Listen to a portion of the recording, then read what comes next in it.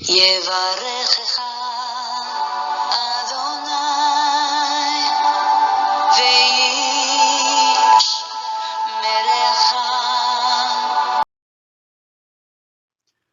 וישמרך. 바레크카 아도나이 베이시메레카. 사랑하는 성도 여러분, 오늘 하루도 전지전능하신 임마누엘의 하나님께서 여러분에게 복을 주시고 여러분을 안전하게 지켜주시기를 축복합니다. 아멘.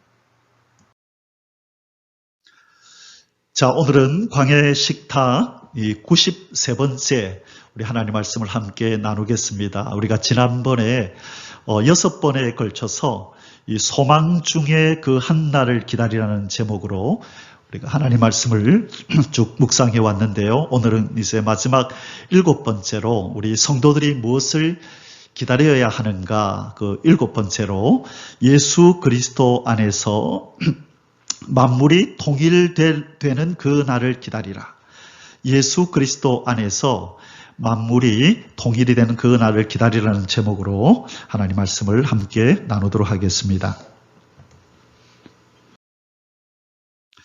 우리가 지난 6번에 걸쳐서 우리 성도는 무엇을 기다려야 하는가? 우리 인생들은 이 땅에 살면서 다들 기다림을 가지고 살아가죠. 여러 가지 자기가 처해진 환경에 따라서 이제 아들, 딸의 또 결혼을 기다린 사람도 있고, 군에 있는 사람들은 제대할 날을 기다리고, 또 직장인들은 월급날을 기다리고, 다 기다림이 있어요. 우리도 성도지만 이 땅에 사는 날 동안에 우리도 그들과 동일한 기다림을 가지고 살지만, 그러나 하늘 백성은 이 세상 사람들과는 다른 어떤 기다림들이 있어야 된다는 거예요. 그 기다림이 무엇인가에 대해서 지난 우리 6번에 걸쳐서 그 기다림의 종류들을 쭉 살펴봤었는데요. 그 첫 번째가 뭐였었냐면 이 어린 양 혼인잔치의 날, 예수 그리스도께서 공중에 재림하셔서 이제 자기의 신부로 택한 성도들을 이렇게 끌어올리셔서 휴거시키셔서 혼인잔치를 배설하게 될 거다. 그래서 우리는 예수님의 신부의 자격으로서 이 혼인날을 간절히 기다려야 한다는 것이에요. 성도들이 이 땅에 살면서 많은 기다림 가운데 반드시 이 기다림이 성도들의 심령 속에 있어야 그 성도가 하나님이 기뻐하는 성도이고, 그 신앙생활이 하나님을 기쁘시게 하는 신앙생활인 줄 믿습니다. 바로 예수님은 우리의 신랑이기 때문에 신부된 우리가 이 기다림을 가지고 살기를 원하시는 것이에요. 자, 두 번째 무엇을 기다려야 되냐면 이 죄악의 그림자, 사망이 떠나가는 날을 기다려야 합니다. 이 지구 땅에 일어나는 모든 일들은 바로 이 죄악의 그림자, 이 사망으로 인하여 이 죄 때문에 사망이 찾아오고, 이 사망 때문에 인간은 슬퍼하고 고통하고 눈물 탄식 짓고, 또 마귀는 이 사망을 이용해서 우리 인간을 종살이 시키고 있다는 거예요. 그래서 성경에 보면 이 마귀가 사망을 가지고 인생을 종살이 시키는데, 인생은 사망이 두려워서 그에게 복종한다라는 말씀이 있어요. 그래서 성도된 우리는 이제 죄와 사망에서 벗어난 우리는 이제 우리의 영은 죄에서 구원을 받았잖아요. 이제는 몸의 속량을 기다리고, 몸에서도 사망이 떠나고 자연 만물에 들이온 사망도 떠나고, 이 지구 땅에서 이 죄악의 그림자 사망이 떠나는 날을 기다려야 되는 줄 믿습니다. 자, 그래서 사망을 뭐라고 표현하냐면 죄악의 그림자. 죄가 이렇게 딱 있으면 그림자가 딱 들이오는데 그게 사망이라는 거예요. 그래서 우리 인생과 식물계, 동물계에 들이운 이 사망은 바로 죄악의 그림자입니다. 그래서 우리는 이 바로 죄악의 그림자 사망이 떠나기를, 속히 이루어지기를 기다려야 되는데, 누가 오실 때 이게 이제 끝이 나죠? 예수 그리스도께서 이 땅에 오실 때에 사망과 음부의 권세를 이기고, 그죠? 요한계시록 1장 18절에 보면 내가 사망과 음부의 열쇠를 가졌노라 라고 하시는 이 예수님, 승리자이신 예수님이 오실 때 이 죄악의 그림자 사망이 떠나게 될 줄을 믿습니다. 우리는 그것을 기다려야 합니다. 그리고 세 번째, 죄 없이 주 앞에 서게 될 날을 기다리라. 우리가 비록 예수님의 보혈로 구원은 받았지만 여전히 아직도 죄 가운데서 이렇게 유혹을 받아 연약하여 죄 가운데서 살아가고 있습니다. 그래서 우리의 이 슬픔과 안타까움 중에 하나가 뭐냐면 죄 없이 살고 싶은데 우리 아버지가 내가 거룩하니 너희도 거룩하라라고 하시는 그 명령을 조차 우리 그렇게 살고 싶은데 그래 사라지지 않는 것 때문에 고통하고 괴로워하는 거죠. 이것은 저 세상 사람들, 예수님 밖에 있는 사람들에게는 이것이 그들에게는 고통이 아니고 그들의 기다림이 아니에요. 그러나 예수 그리스도의 보혈로 거룩하게 된 우리, 의롭다고 칭함을 받은 우리, 이제 하늘나라에서 하나님과 함께 살 소망을 가진 우리에게 있어서는 이것이 간절한 기다림이어야 한다는 거죠. 뭐 없이 주 앞에 서게 될 날요? 죄 없이 다시 오실 주님 앞에 서게 될 날.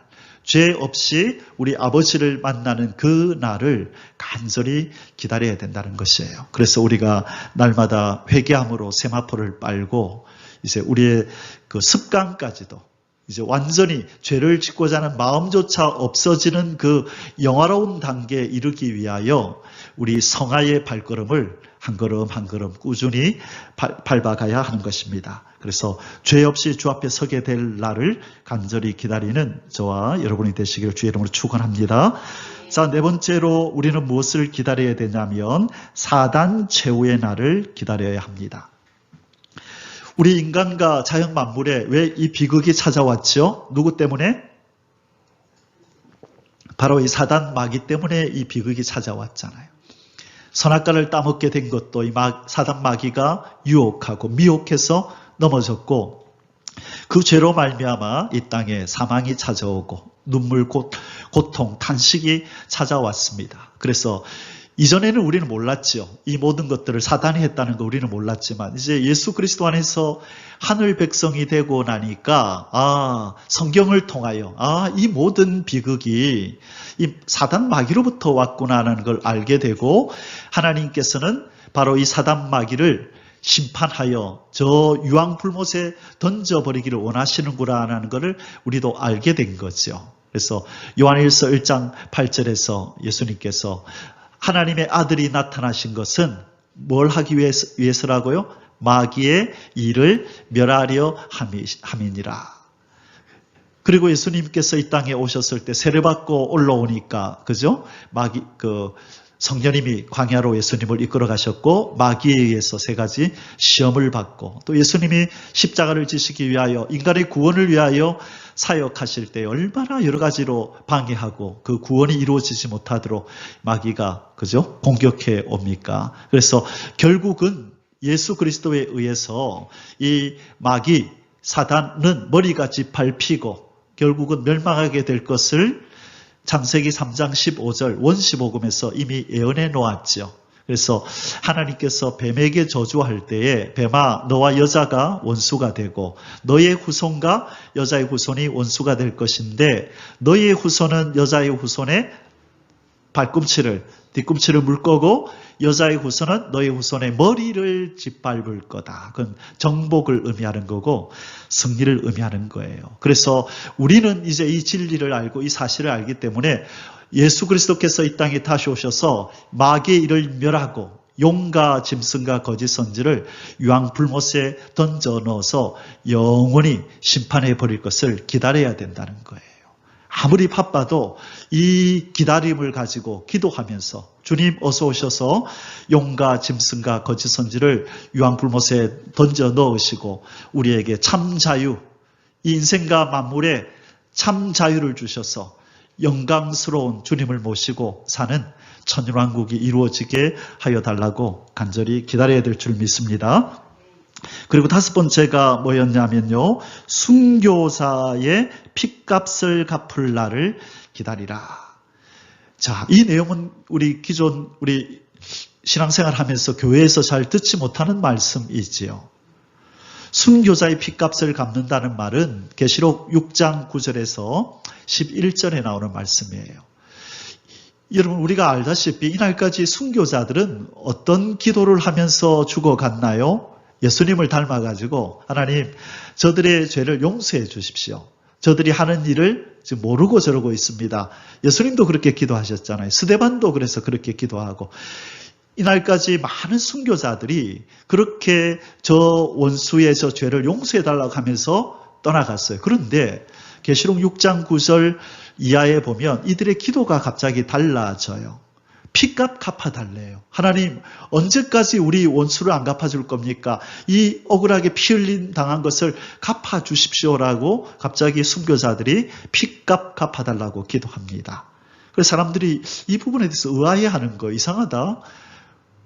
많은 순교자들이 예수님처럼 저 원수의 죄를 용서해달라고 하면서 죽었는데 왜 갑자기 계시록에 가니까 왜 피값 갚아달라고 기도하지? 왜 그럴까요? 이제는 심판의 때가 다가왔다는 걸 그들도 안 거예요. 자, 우리 하나님은 사랑의 하나님만 되십니까? 공의의 하나님도 되십니까? 우리 성도들이 알아야 될 것이 바로 이 부분이에요. 우리는 예수 그리스도의 그 사역을 또 그분의 생애를 쭉 보면서 우리 예수님은 사랑과 자비와 온유와 용서의 주님이시구나. 원수까지도 사랑하라 그러시는구나. 우리는 예수님의 한 성품만 이날까지 주로 배워왔던 거예요. 그런데 예수님은요, 공의의 하나님이세요. 그래서 의를 행하지 않는 하나님, 불법을 행하는 자들에게 이 독사의 자식들아 하면서 막 화를 내시고 성전에서 하나님을 바로 섬겨야 될 그들이 섬기지 못하니까 상을 뒤집어 엎어버리시고 그러죠. 그 사람들이 놀라는 거예요. 이건 이상하다. 우리가 생각하는 예수님 모습이 아닌데 심하게 스트레스를 받아서 그러나 이상하게 해석을 하는 거예요. 아니요. 그게 예수님의 모습이에요.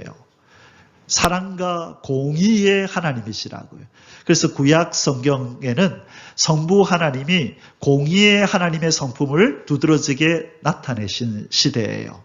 그거를 율법 시대, 구약 시대라고 말하죠. 그래서 율법을 어기고 죄를 범하고 또 그 안식일을 범하거나 살인한 자는 반드시 죽여라 그러죠. 벌을 주라 그러잖아요. 그래서 눈에는 눈, 이에는 이 그 말이 있죠. 그게 바로 공의의 하나님의 성품이라고. 죄를 지은 자는 반드시 그에 합당한 벌을 내리는 것이 하나님의 공의라는 거예요. 그러면서 뭐라고 얘기하죠? 죄인들아, 인생들아, 너희들은 너희 아비 아담, 첫째 아담과 함께 나의 법을 어기고 죄의 싹 사망을 너희들은 받아 마땅하다. 내 법을 어겼기 때문에 너희들은 다 사망에 이를 거야. 그러나 나는 사랑의 하나님인지라 죄를 범한 너희들에게 용서받을 수 있는 길을 내가 한번 열어주마. 나는 사랑의 하나님이다. 그래서 은혜의 때 구원의 날을 여신 거라고요. 그게 신약시대라고요. 예수 그리스도를 이 땅에 보내셔서 십자가에서 구원을 받을 수 있는 길을 만드시고 용서받으려면 회개하고 돌아오라. 그러면 내가 마지막 날 공의를 행하러 이 땅에 내려갈 텐데 그때 용서해 주마. 돌아와라. 돌아와라. 그 시대를 무슨 시대를 한다고요? 은혜의 시대. 구원의 때 은혜의 시대를 하는 거예요. 그런데 중요한 건 뭐냐? 이제 이 은혜의 시대가 끝이 나간다는 거예요. 언제까지 하나님이 회개하고 돌아오라 돌아오라 할까요? 내 아들을 심판자로 보내기 전까지 돌아와라. 딱 그때까지다. 우리 자진납세 이런 거 있죠. 그죠? 언제까지 자진납세하면 내가 용서해 준다. 그러나 그때까지도 자진해서 회개하지 않으면 이제는 그에 합당한 벌을 받게 될 것이다라고 말하는 거죠. 자, 그래서 이제 순교자들이 하나님 우리 피값 갚아 주십시오라고 기도하는 것은 이제 공의의 하나님의 심판의 때가 되었기 때문에 하나님 이제 우리의 이 원한을 갚아 주십시오. 그래서 이 피값 갚는다는 뜻이 무엇인지 우리가 이 부분에 해당된 강의에서 제가 설명을 쭉 해놨어요. 그래서 이 피값 갚는다는 것이 무엇인가는 이에 해당된 강의를 자세히 보시고 이제 넘어가겠습니다. 여섯 번째, 우리가 지난번에 여섯 번째 강의에서요, 무엇을 기다려야 된다고 말씀했냐면 헵시바 뷸라, 그 사랑이 완성되는 날을 기다리라.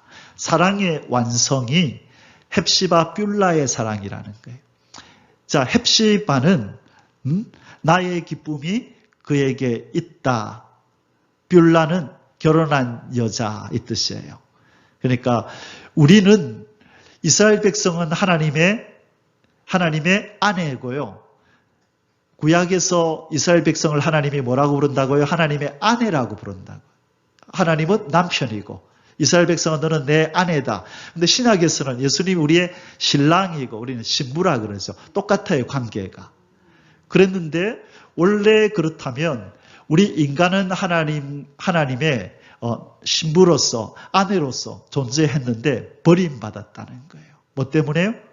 죄 때문에 버림받고 쫓겨났다는 거예요. 부부관계가 깨져버렸다는 거예요. 그런데 하나님께서 이 버림받은 이 불법을 행하고 남편을 떠나버린 이 아내요 신부인 자기 백성과 성도들을 다시 하나님께서 회복시키셔서 이제는 나의 기쁨이 너에게 있다.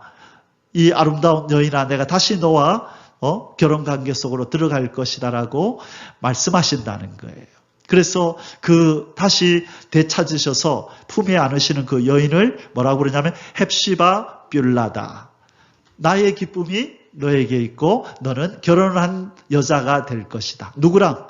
하나님과 예수님과 다시 회복될 것을 얘기한다는 거예요. 그게 헵시바 뷸라 사랑의 완성이라는 거예요. 에덴 동산에서 깨어져 버린 이 사랑이 회복이 되어서 천연왕국에서 이제 다시금 우리의 신랑 예수님을 만나서 우리가 그분과 하나가 되어서 임마누엘로 온전한 사랑이 회복되고 그리고 그 천연왕국이 끝나면 무궁시대로 올라가서 영원히 이 헵시바 뷸라의 사랑을 나누며 함께 살 날이 온다는 것입니다. 이제는 방해꾼도 없어져요. 하나님과 우리 사이에 사랑을 깨버릴 방해꾼, 마귀의 세력도 다 유황불못에 던져지고 이제 온전한 사랑이 깨어지지 않는 사랑 속에서 살게 될 날이 온다는 것이죠. 그래서 우리는 이 헵시바 뷸라 그 사랑이 완성되는 날을 기다리며 살아야 된다는 것입니다. 자, 이제 오늘 마지막으로 소망 중에 그한 날을 기다리라 이 시리즈 강의의 마지막입니다. 예수 그리스도 안에서 만물이 통일될 날을 기다리라. 자, 이 부분은 영의 눈을 활짝 열어야 보이고 영의 귀를 열어야 들리는 내용입니다. 하늘과 땅이 하늘에 있는 것들과 땅에 있는 것들과 땅 아래에 있는 것들과 하나님이 그리스도 안에서 만든 모든 만물이 그리스도 안에서 통일되어야 된다는 거예요. 통일된다는 말은 그 중심인 예수 그리스도의 통치를 받아야 된다는 뜻이에요. 자, 지금은 하늘과 땅에 있는 모든 것들이 예수 그리스도의 통치를 받나요? 안 받나요? 하늘에 있는 것은 받죠. 그러나 땅에 있는 것들은 그죠? 돌아오지 않는 마귀의 통치를 받는 인생도 있고 이제 돌아와서 예수님의 통치를 받는 인생들도 있고 그런데 이제 마지막 날 주님이 오실 때에는 하늘과 땅에 있는 모든 것이 예수 그리스도 안에서 통일되고 그분의 통치를 받는 날이 오고야 만다는 거예요. 그때까지도 예수님의 통치를 안 받으려고 하는 자는 어떻게 되죠? 심판이에요. 예수 그리스도의 왕됨을 거부하는 자, 그들은 이제 제거하고 내 땅에서 비켜라 하는 거예요. 이 지구 땅은 내 땅이다. 내가 창조한 내 땅이다. 여기는 내 백성들만 사는 곳이다. 그래서 쫓아내는 거예요. 그것이 가나안 땅을 정복할 때에 여호수아를 통하여 하나님께서 가나안의 7 족속을 쫓아내라. 내 백성 아닌 자들은 쫓아내라는 것에서 예표가 나오는 거예요. 그 약속의 땅 가나안은 이 하나님의 나라를 상징하는 가나안은 어느 백성만 사는 곳이라고요? 하나님을 왕으로 여기는 자만 사는 땅. 원래 이 지구 땅이 하나의 이스라엘이요 가나안이라고요. 이 지구 땅에 하나님이 처음 창조한 땅. 그래서 이 땅은 어느 백성에게만 허락된다고요? 그 하나님을, 그 예수님을 왕으로 인정하는 자들만 사는 땅으로 만들겠다는 거예요. 지금은 마귀를 섬기는 자들이 많죠. 그래서 하나님이 내가 만왕의 왕으로 내 아들을 보내기 전까지 빨리 회개하고 돌아와. 그래서 내 아들의 백성이 되거라 그 말이에요. 이제 그 하늘과 땅 모든 만물이 그리스도 안에서 통일될 날이 있음을 믿습니다. 아멘. 자, 그러면 오늘의 우리 본문 말씀을 함께 보도록 하겠습니다. 첫 번째 본문은 에베소서 1장 10절입니다. 우리 함께 읽겠습니다. 하늘에 있는 것이나 땅에 있는 것이 다 그리스도 안에서 통일되게 하려 하심이라. 자, 하나님께서 이 땅에서 열심으로 일하시는 그 목적이 뭐냐? 하늘에 있는 것이나 땅에 있는 것이 다, 중요한 건 이거예요. 다 그리스도 안에서 통일이 되게 하려 하심이라. 통일된다는 말은 그의 통치를 받는다는 것이고 하나 된다는 거예요. 하나 되어서. 그렇죠? 그래서 그렇다면 지금은 하늘에 있는 것이나 땅에 있는 것이 다 그리스도 안에서 통일이 됐다는 말이에요? 안 됐다는 말이에요? 안 됐다는 말이죠. 그래서 우리가 예수 그리스도를 통해서 하나님이 구원의 역사를 행하신다라고 했을 때 그것은 통일의 역사를 행하시고 계신다. 하늘에 있는 것과 땅에 있는 것을 모두 다 예수 그리스도 앞에 무릎 꿇히고 그에게 복종하게 만든다라는 것이 바로 통일시킨다는 뜻입니다. 아멘.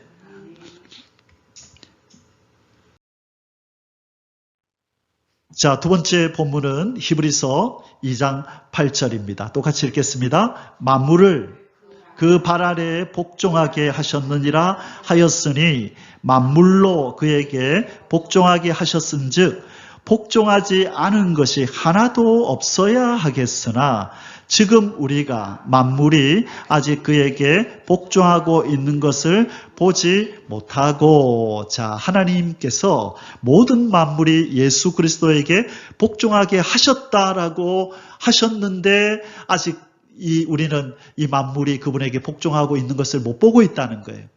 때가 아직 이르지 않았다는 거죠. 그러나 하나님은 한 번 하신 말씀을 반드시 이루십니다.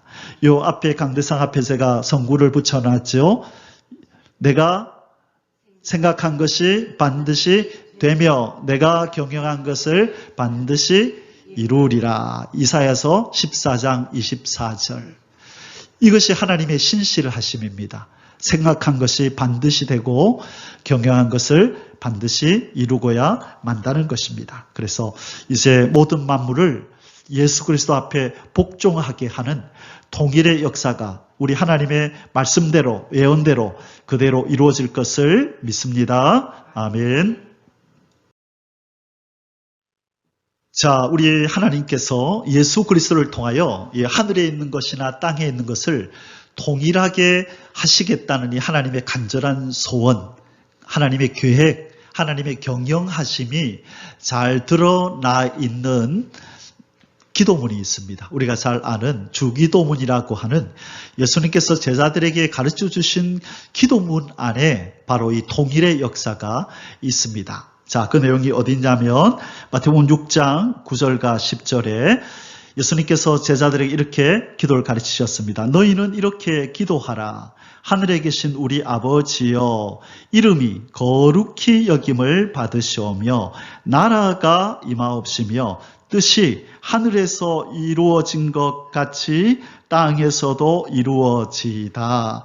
이게 주기도문에 담긴 통일의 조감도예요. 통일이 이루어지면 어떤 모습일까? 여러분, 우리가 아파트나 빌라 짓는 공사 현장에 가면 큰 그림이 하나 붙어 있죠. 그걸 조감도라 그래요. 아직 기초공사하고 있는데 그 조감도는 완성된 모습이 이렇게 그려져 있죠. 이 공사가 끝나고 나면 이런 아름다운 건물이 이렇게 설 겁니다 하는 거예요. 그래서 주기도문은 뭐냐면 하늘에 있는 것이나 땅에 있는 것이 통일이 되고 나면 이러한 상태가 될 것입니다 라고 하는 것이 바로 주기도문이고, 주기도문은 하늘과 땅이 통일될 것에 대한 조감도라는 거예요. 자, 그래서 이 주기도문에 예수님이 특별히 주기도문에 여러 가지를 가르쳐 주시면서 이렇게 기도하라 그랬지만 특별히 앞부분 우선적으로 이렇게 세 개 이렇게 먼저 가르쳐 주셨는데 이 내용이 바로 하나님께서 행하고자 하시는 하늘과 땅의 만물에 통일될 조감도라는 거죠. 자, 첫 번째가 뭡니까? 하늘에 계신 우리 아버지여, 이름이 거룩히 여김을 받으시오며. 하늘과 땅이 통일되면 누가 거룩히 여김을 받는다고요? 창조주이신 하나님의 이름이 거룩히 여김을 받는데요. 자, 지금은 이 땅에 있는 모든 피조물들이 하나님 아버지를 거룩하다고 부릅니까? 안 하지요. 안 하는 사람이 더 많죠. 우리처럼 아버지 거룩하신 하나님 이렇게 부르는 사람보다, 예배하고 찬송하는 사람보다 아닌 사람이 더 많잖아요. 그것은 아직 이 나라가 완성이 안 됐다. 그래서 여러분 꿈을 꾸셔야 돼요. 이것이 하나님의 소원이고 하나님의 비전이고 예수님의 비전이에요. 어서 속히 이 땅에 있는 모든 피조물이, 특별히 인간들이 다 하늘에 계신 우리 아버지 하나님을 부르며 거룩하십니다. 아버지 하나님 거룩하십니다. 라고 찬송하고 예배하는 그 장면을 예수님은 지금 기대하고 계신 거예요. 성숙한 하나님의 자녀고 성숙한 예수님의 신부고 제자라면 예수님과 동일한 소망을 가지고 기도해야 한다는 거예요. 그래서 사랑하는 집사님, 권사님, 장로님, 기도 제목이 무엇입니까? 라고 물을 때에 우리가 이 땅에 발을 딛고 살기 때문에 여러 가지 삶 속에서 기도 제목이 있겠지만 그러나 가장 우선적인 기도 제목에 이게 있어야 된다는 거예요. 그게 너희는 먼저 그의 나라와 그의 의를 구하라는 말씀이에요. 하나님의 소원을 먼저 우리가 소원해야죠. 하늘의 백성인데 하나님으로부터 보냄을 받은 우리는 사역자고 선교사들인데 그 하늘나라의 소원을 이루어 드려야죠. 여러분, 제가 싱가포르에서 살 때에 대사관에 자주 갈 일이 있었어요. 급하게 서류를 한국에서 떼와야 될 일이 있는데 한국까지 갈 수가 없잖아요. 그럼 대사관에 가서 급하게 이 서류가 좀 필요합니다 하면 대사관에서 한국에 연락을 해가지고 서류를 떼서 내일 오세요 해서 줬어요. 자, 그 사람들의 주된 임무가 뭘까요? 싱가포르에 살기 때문에 싱가포르의 삶을 즐기며 사는 게 대사관 직원들의 삶일까요? 아니죠. 비록 그 몸은 싱가포르에 있지만 어느 나라를 위해서 일해요? 한국, 대한민국을 위해서. 우리가 바로 이 땅에 사는 대사들이란 말이에요. 하늘나라에서 파송된 대사관 직원이라고요. 비록 몸은 이 지구 땅, 한국 이곳에 있지만 우리의 주된 업무는 어느 나라에 일이어야 해요? 하늘나라에 일이어야 해요. 대사관 직원들은 먹고 살기 위해서 나가서 또 싱가포르 땅에서 막 일을 할까요? 그 월급을 한국에서 줄까요? 한국에서 보내줘요. 왜요? 한국에 일을 하니까. 우리는요, 모든 쓸 것이 어디로부터 공급돼요? 하나님으로부터 공급돼요. 우리가 무슨 일을 하는 동안, 하늘의 일을 하는 동안 하나님, 우리 아버지로부터, 우리나라로부터, 저 하늘나라로부터 공급되는 거라고요. 그게 빌립보서 4장 19절에 나의 하나님이 그리스도 예수 안에서 영광 가운데 그 풍성한 대로 너희 모든 쓸 것을 채우시리라. 그리스도 안에서 그 하늘의 그 풍성한 대로 우리에게 공급한다는 거예요. 이게 중요한 거예요. 이 바른 진리를 알고 내가 이 지구 땅에 있지만 하늘나라의 백성이요 하늘나라의 대사로서 이 땅에서 최선을 다하여 살면 먹고 마시고 입는 것은 우리 그 나라에서 우리 대통령 하나님이 나에게 주신다. 이게 너무나 얼마나 간단한 진리예요. 그죠? 삶의 원리잖아요. 우리 그걸 알면서도 정작 신앙생활 속에서 그걸 적용하지 않는다고요. 잘. 그래서 저는 싱가포르에 있는 동안에 이게 대사의 삶이구나. 맞죠. 내가 하나님의 대사로 사는 동안에 하나님은 나를 돌보시고 모든 필요한 것을 채우심이 당연하다. 이 교회를 지난 13, 14년 동안 개척교회를 하면서도 마찬가지예요. 아무것도 없는 가운데서 시작하면서 하나님이 하라는 그 명령 하나 붙들고 그래 하나님의 일이고 하나님의 교회이기 때문에 나머지는 하나님이 다 공급하실 거야. 보지 말자. 따지지 말자. 사람 주변 사람 도와줄 사람 보지도 말자. 왜? 명령하신 분이 우리 하늘나라의 대통령 하나님이신데 내가 대사로 사는 동안에 그분이 다 공급하시지. 그분이 공급 안 하면 하나님 나라 일을 못 하는데 그럼 내 손해가 아니고 하나님 손해지. 그런 마음이 드는 거예요. 여러분, 우리 모든 신앙인들은 그런 마음으로 살아야 돼요. 우리는 어디의 대사다? 하늘나라의 대사, 여기 대사관이에요. 우리는 대사관 직원들이라고요. 그래서 하늘과 땅이 통일되면 이 조감도에 어떤 모습이 드러나요? 우리 아버지가 거룩히 여김을 받으세요. 아버지의 이름이 거룩히 여김을 받는 것. 1번 그림. 두 번째는 나라가 임하옵시며 2번. 그죠? 자, 이 지구 땅에 무슨 나라가 임한다고요? 아버지의 나라, 하나님의 나라가 임한다. 나라라고 하는 것은 통치라는 뜻이에요. 통치. 그 대통령의 명령을 받는 백성들이 이 땅에 존재하는 곳. 그것을 우리는 나라라고 하는 거예요. 우리 대한민국의 영토는 어디까지일까요? 대통령의 명령이 영향을 미치는 곳. 배 타고 일본으로 넘어가면 윤석열 대통령이 아무리 명령해도 안 들어요. 그거는 우리나라가 아니고 우리 백성이 아니기 때문에 그래요. 그래서 하나님이 명령하면, 예수 그리스도가 명령하면 다 순종을 하는 그 백성이 사는 곳, 그곳이 하나님의 나라입니다. 자, 하늘나라에 있는 모든 존재들은 하나님 명령을 들어야 안 들어요? 듣죠. 그런데 이 땅은 안 듣는 이들이 너무 많다고요. 하나님 나라가 완성이 안 돼서 그래요. 그래서 하나님의 나라가 완성돼서 임하면 하나님의 통치가 모든 인간을 다스리는 거예요. 그게 하나님의 나라의 조감도입니다. 그래서 여러분, 이 예수를 믿지 않는 사람들을 바라보면서 언젠가 이 땅에 숨쉬는 모든 인간들이 우리 하나님의 명령을 들을 날이 온다. 어서 속히 그 날이 와야 될 텐데, 짐승처럼 변해가는 인간들의 눈빛을 보면서 언젠가는 저 눈빛이 성령으로 거듭나서 하늘을 바라보는 눈빛으로, 하나님을 찬송하는 눈빛으로, 저 심령은 성령이 거하시는 심령으로 변화되어서 하나님께 영광을 돌리고 찬송하고 예배하는 것을 낙으로 삼는 날이 어서 와야 될 텐데, 그게 하나님의 관심사이기 때문에 우리의 관심사가 되고 기도 제목이 되어야 하는 것입니다. 자, 그게 우리 하늘과 땅의 통일되는 조감도의 두 번째 모습이고요. 세 번째가 뭐냐면 뜻이 하늘에서 이루어진 것 같이 땅에서도 이루어지이다. 자, 세 번째, 뜻이 하늘에서 이루어진 것처럼 땅에서도 이루어지다. 무슨 뜻이 하늘에 이루어졌을까요?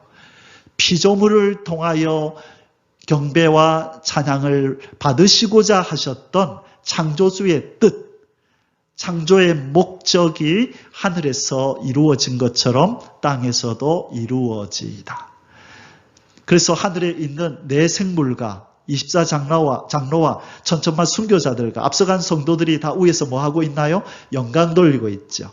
그래서 이사야서 6장과 요한계시록 4장과 5장에 이래 보면 천사들이 뭐라고 찬송해요? 거룩 거룩 거룩.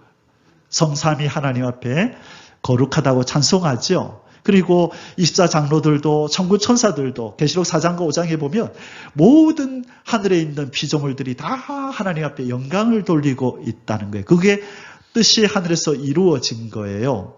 그런데 땅에 예수님이 와보니까 왕인 예수님을 알아보지도 못하고 경배와 찬양은커녕 오히려 왕된 예수님을 죽이려고 덤벼드는 완전히 망가진 이 세상을 보게 된 거죠. 그죠? 그러니까 그분의 소원이 뭐예요? 하늘에 이루어진 그 뜻이 땅에서도 이루어져서 땅에 있는 모든 피조물이 경배와 찬양을 돌리며 거룩 거룩 거룩하십니다라고 노래하는 그 날을 보고 싶으시다는 거예요. 그래서 하나님의 나라, 하늘과 땅이 통일이 되면 바로 하나님께 영광 돌리는, 예배하고 찬양하는, 그렇게 그것을 위해서 만드신 창조주의 뜻이 이 땅에서도 완성이 되는 거예요. 그때 하늘과 땅이 통일이 돼서 하나님의 나라와 이 지구 땅의 나라가 하나로 합쳐지는 때가 오는데, 그게 요한계시록 21장에서 새 하늘과 새 땅이 하늘에서 내려오는 거예요. 이제 이 지구 땅도 새 하늘 새 땅이 됐다. 우리와 모든 요소들이 동일해졌다. 이제 합체돼도 되겠다. 그 뜻이에요. 그래서 새 하늘과 새 땅이 내려오는 거예요. 지금은 이 땅이 불순물들이 있어가지고 통일이 안 돼요. 여러분, 손가락이 잘린, 기계에 잘렸을 때 몇 시간 안에 빨리 붙여야 돼요. 그죠? 오래 지나면 왜 못 붙일까요? 살아있는 그죠? 몸과 죽어버린, 신경이 다 죽어버린 이것은 통일이 안 돼요. 다시 합쳐지지 않아요. 왜? 불순물들이 이미 불순물, 사망이라는 것, 죽음이라는 게 이 손가락에, 잘려진 손가락에 깃들어 있기 때문에 생명이 있는 것과는 연결될 수 없는 거예요. 지금 왜 하늘의 나라와 이 지구 땅이 연결될 수 없냐면 이 땅에는 뭐가 깃들어 있어요? 사망이 깃들어 있는 거예요. 죽음이 깃들어 있고 어둠이 깃들어 있는 거예요. 하늘의 나라에는 전혀 없는 것들이, 불순물들이 깃들어 있으니까 합체될 수 없는 거예요. 그래서 예수 그리스도를 이 땅에 보내서 죄를 피로 씻고 사망도 어두움도 다 걸러내고, 그리고 장차 이 땅의 어둠과 사망을 드리우게 만들었던 장본인인 마귀의 세력들을 다 유황불못에 던져버리고 이 땅을 깨끗하고 정결하게 만든 다음에 드디어 하늘의 나라와 땅의 나라가 요소가 같아졌죠. 불순물이 제거되었죠. 그래서 하늘의 나라가, 새 하늘과 새 땅이, 새 하늘과 새 땅이 된 이 지구 땅, 천년왕국의 끝에 모든 것이 다 어둠의 세력이 떠나가고 나서 이제 합체가 되는 거예요. 그래서 이곳에 있었던 우리를 데리고 무궁천국으로, 새하늘과 새 땅으로 데리고 올라가시는 줄 믿습니다. 그래서 이 주기도문에 담긴 하늘과 땅의 통일의 조감도는 크게 이 세 가지가 나타나는데, 하늘에 계신 우리 아버지의 이름이 거룩히 여김을 받고, 그리고 그분의 나라, 그분의 통치가 모든 피조물들에게 임하고, 그리고 세 번째 뜻이 피조물을 통하여 영광 받으시고자 하신 그 뜻이 하늘에 이루어진 것처럼 땅에서도 이루어지는 그것이 바로 통일의 모습인 줄 믿습니다. 이것이 완성될 때까지 우리 하나님은 쉬지 않으세요. 여호와의 열심히 이를 이루시리라. 이사야서 9장 7절에서 예수 그리스도가 회복된 그 땅에 만왕의 왕으로 오셔서 영광 받으시는 그 날을 위해서 여호와께서 열심으로 이를 이루시리라, 그렇게 말씀하신 것입니다. 이 통일 조감도처럼 이런 날이 올 것을 우리가 믿고 간절히 기도해야 될 줄 믿습니다. 아멘. 자, 홀로 영광 받으시기를 원하시는 하나님, 홀로 영광을 받으시기를 원하시는 하나님, 이것이 아까 좀 전에 설명드렸던 하늘에 이룬 뜻이 땅에서도 이루어지다라는 말씀과 관련이 있는 거예요. 하늘에 이룬 뜻, 이게 뭐냐면 홀로 영광 받고 싶다는 거예요. 하나님께서, 성삼위일체 하나님께서 저 모든 피조물을 통하여 우리가 영광을 받자, 높임을 받자, 찬양을 받자, 경배를 받자, 이게 바로 천지 만물을 창조하신 하나님의 뜻이에요.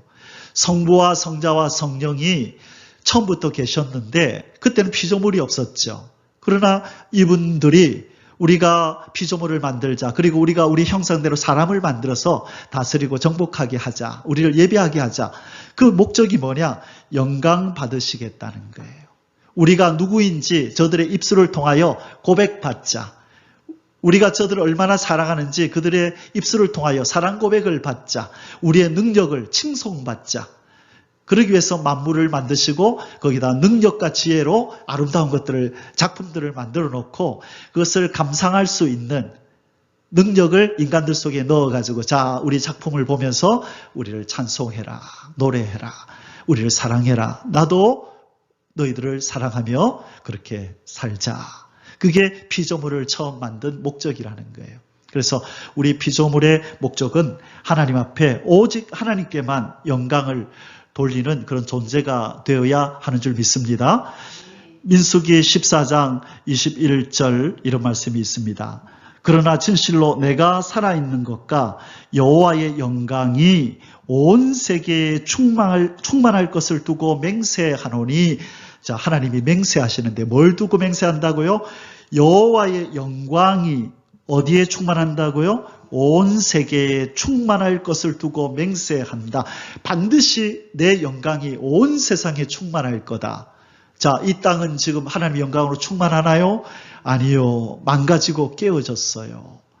그래서 하나님이 반드시 나는 다시 이 지구 땅에 내 영광으로 가득 차게 할 거다라고 말씀하고 있다는 거예요.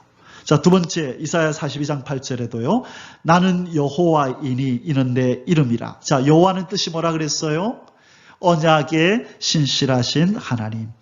시편 23편에 여호와는 나의 목자시니, 거기에도 보세요. 하나님은 나의 목자시니 안 하고 여호와는, 하나님이 이건 엘로힘, 창조에 전능한 하나님 뜻이고요. 여기서 여호와는 언약에 신실한 하나님. 여호와인 이는 내 이름이라. 자, 이분이 뭐라고 약속하셨느냐? 나는 내 영광을 다른 자에게, 내 찬송을 우상에게 주지 아니하리라. 내가 반드시 장담한다. 그들에게 빼앗긴 내 영광과 내 찬송을 되찾아서 반드시 나만 찬송하고 나만 경배하도록 만들고야 말리라. 나는 여호와다. 내가 말한다. 자, 이 일은 이루어질까요? 안 이루어질까요? 이루어진다는 것입니다.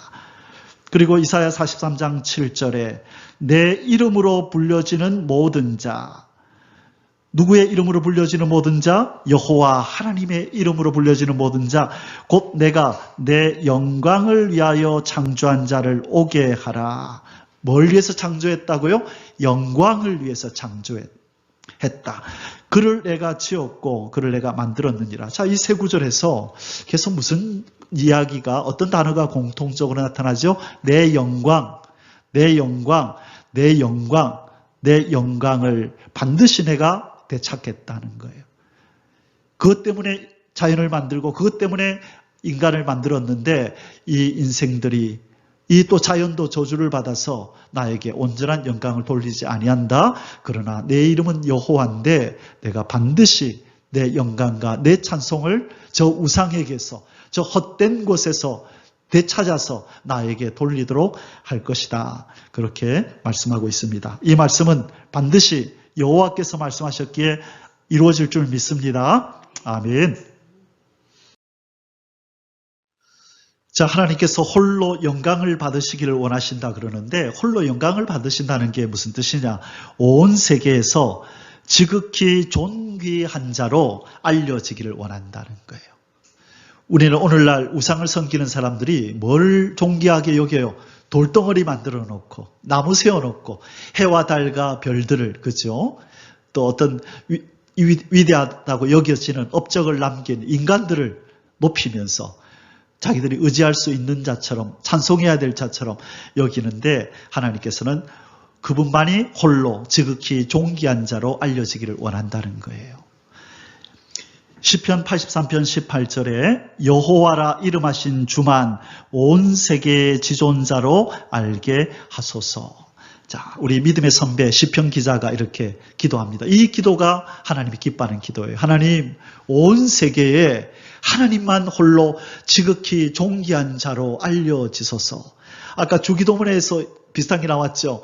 하늘에 계신 우리 아버지여, 아버지의 이름이 거룩히 여김을 받으시옵소서.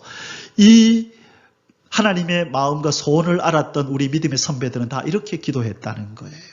아버지의 이름이 지극히 존귀한 자로 알려지소서. 자, 이사야 선지자는 뭐라고 기도했을까요? 11장 9절에 내 거룩한 산 모든 곳에서 해됨도 없고 상함도 없을 것이니 이는 물이 바다를 덮음같이 여호와를 아는 지식이 세상에 충만할 것임이라. 뭘 아는 지식이? 여호와 하나님을 아는 지식이 세상에 충만할 것이다. 하나님, 이렇게 되기를 소원합니다. 이 땅에 있는 모든 인간들 속에 하나님이 누군지, 여호와 하나님이 누군지를 아는 지식이 가득 차서 늘 하나님을 높이고 찬양하고 경배하기를 원하나이다. 뭐처럼? 물이 바다를 확 덮은 것처럼. 바로 이것이 하나님의 사람의 간절한 소원인 거예요. 이런 상황은 언제 이루어진다고요? 하늘과 땅이 통일될 때에. 하박국 선지자도 마찬가지예요. 우리가 가스펠송 부를 때 이 가사를 가지고 기도하면서 부르는데요. 이는 물이 바다를 덮음같이 여호와의 영광을 인정하는 것이 세상에 가득하리라. 물이 바다 덮음같이 여호와의 영광을 인정하는 것이 온 세상 가득하리라. 물이 바다 덮음같이, 물이 바다 덮음같이, 물이 바다 덮음같이 보리라 그날에. 그렇게 된 노래 있죠. 여러분, 그래서 모든 그리스도인들은 바닷가에 갔을 때 이 노래를 불러야 되는 거예요. 아, 시원하겠다, 들어가자가 아니라 이 물이 바다를 이렇게 덮고 있는 것처럼 이 지구 땅에 여호와 하나님을 아는 지식이 가득 차야 될 텐데 이 물이 바다 덮은 같이 하나님의 영광을 노래하는 것이 이 땅에 가득 차야 될 텐데 하루속히 그 소원을 가져야 된다는 거예요. 그 성도가 하나님의 장성한 자녀이고 하나님의 예수 그리스도의 신부고 제자고 그런 거예요. 하나님이 바닷가에 놀러 오게 하셨다. 시원하다. 그게 아니에요. 그것도 감사하죠. 그거는 어린아이에 감사하고 장성한 자는 이 성경에 관계되는 이런 장소나 물건이라 이렇게 보일 때마다 바다를 보면 이 두 구절이 떠올라야 되는 거예요.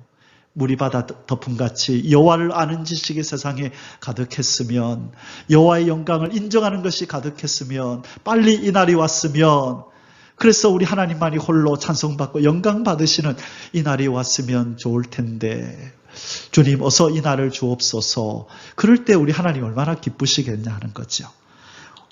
오늘 이후로 더 간절하게 이 기도로 살아가는 저와 여러분이 되시기를 주의 이름으로 축원합니다. 아멘.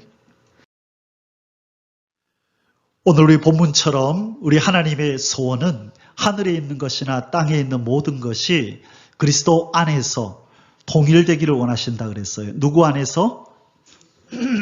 예수 그리스도 안에서 통일되기를 원하신다 그랬어요. 그래서 우리 예수님은 이 땅에 계실 때 아까 주기도문에서 우리 아버지의 이름이 거룩히 여김을 받으시옵소서 그러는데 우리 하나님은 모든 인생들아 내 아들에게 영광을 돌리고 그 앞에 무릎을 꿇어라.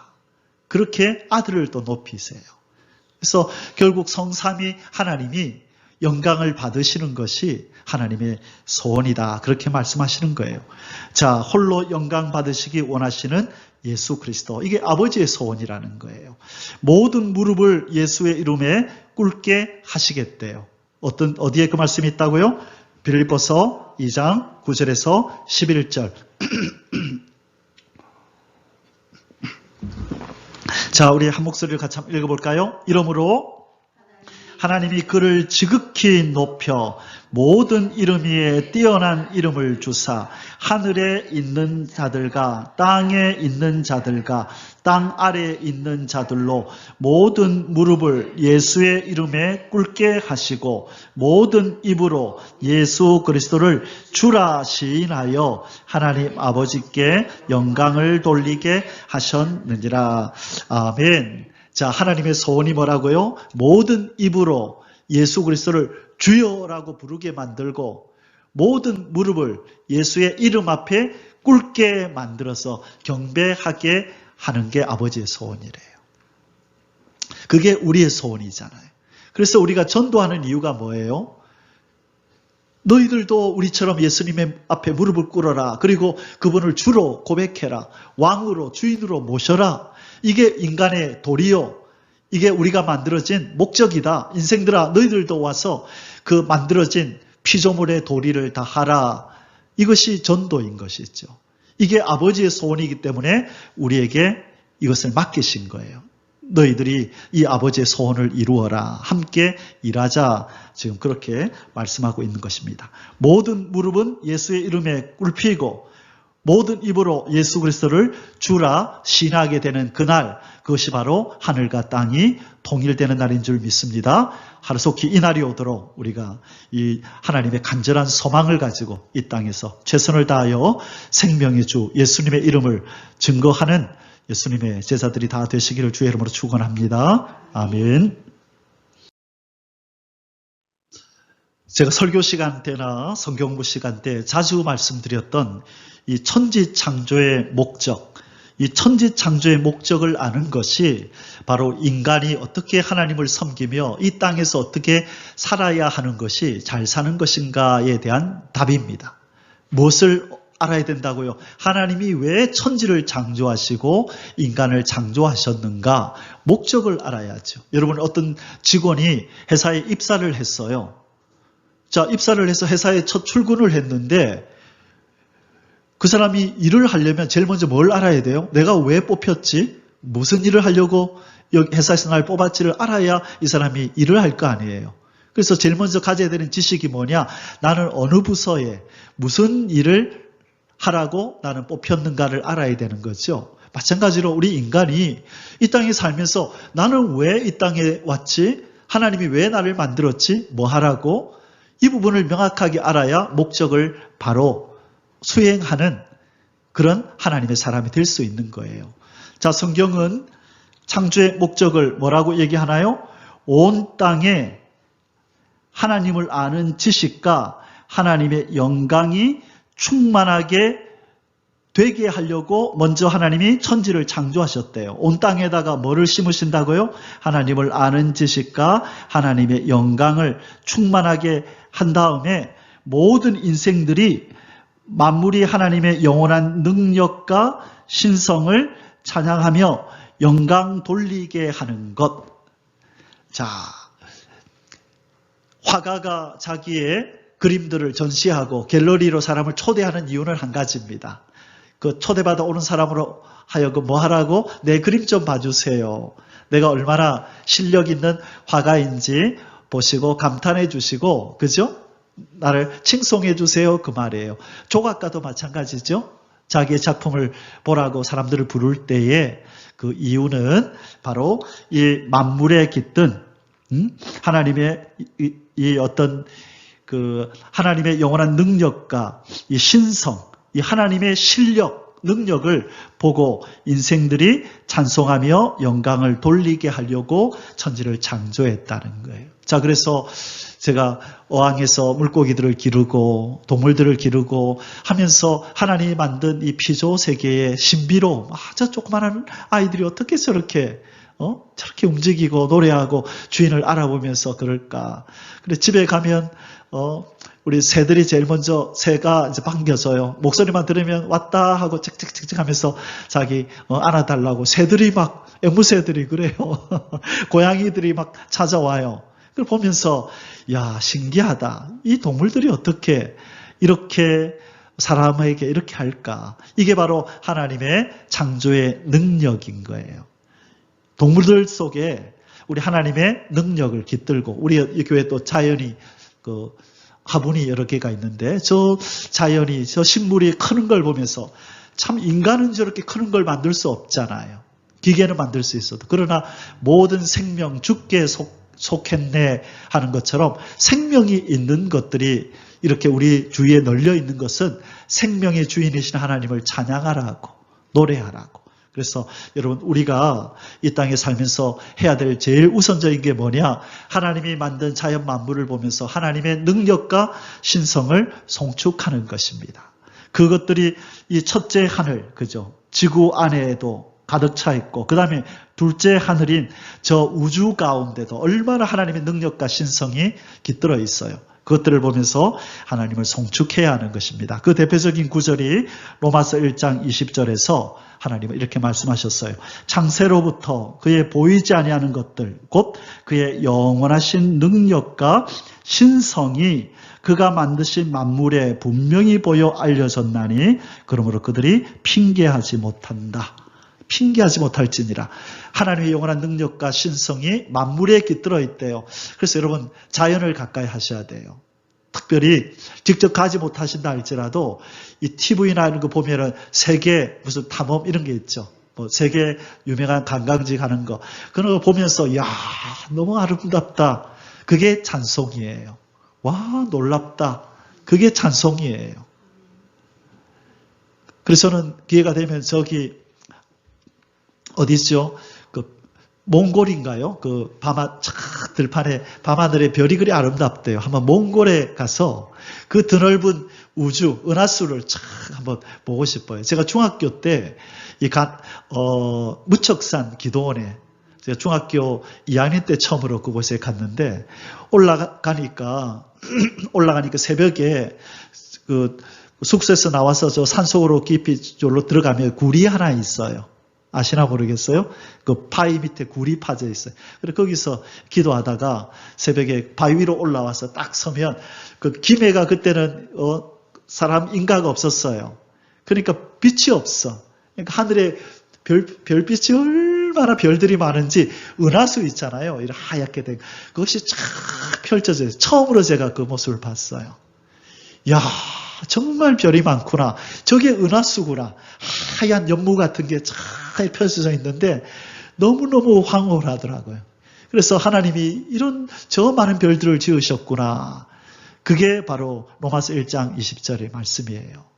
하나님이 영원한 능력과 신성이 그 만드신 만물에 깃들어 있다는 거예요. 그래서 첫 번째 우리의 사명이 그거예요. 하나님의 능력과 신성을 보면서 노래하고, 그 다음에 지금 우리는 뭘 노래해요? 우리에게 베푸신 하나님의 구원의 은혜, 우리에게 베푸시는 사랑과 자비를 늘 묵상하면서 또한 그것을 찬양하는 거죠. 구원의 은총을 노래하는 거예요.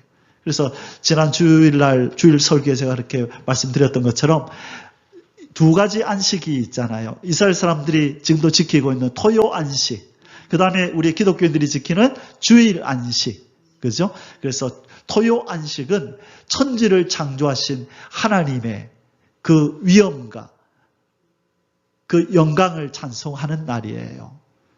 주일날은 뭐예요? 하나님이 우리에게 베푸신 구원의 은총을 노래하고 찬송하는 날이에요. 그래서 우리는 이 주일 안식 속에는 토요 안식이 같이 들어가 있어요. 그래서 우리는 주일날 모였을 때 두 가지를 찬송해야 되는데, 하나님의 크고 위대하신 창조의 하나님을 노래하고, 죄를 범하여 하나님을 떠났던 우리 인생들을 자비와 사랑과 은혜로 구원해 주신 구원의 은총을 노래하는 것, 그게 주일 안식이에요. 그러면서 하나님께서 새롭게 깨닫게 해주신 게 뭐냐면, 토요 안식은 창조의 하나님을 노래하고 감사하는 것이고, 주일 안식은 재창조의 하나님을 노래하고 찬양하는 거라고, 이걸 깨닫게 해주시더라고.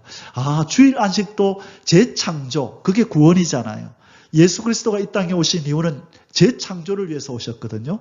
그래서 주일부터 금요일까지 하나님이 6일 동안 천지를 창조하시고 토요일 날 쉬셨던 그 안식은 천지를 창조하신 하나님을 향한 노래고, 주일 안식을 지키는 우리는 재창조해 주신 예수 그리스도를 통하여 만물과 인생을 재창조해 주신 하나님을 노래하고 찬양하는 날인 것입니다. 이것이 인간의 본분입니다. 그리고 하나님의 명하신 말씀에 순종하는 것, 이게 하나님의 나라가 내 속에 이루어졌다는 거예요. 하나님의 나라는 뭐라 그랬어요? 통치라 그랬죠. 왕은 뭘 가지고 통치하느냐? 법을 가지고 통치해요.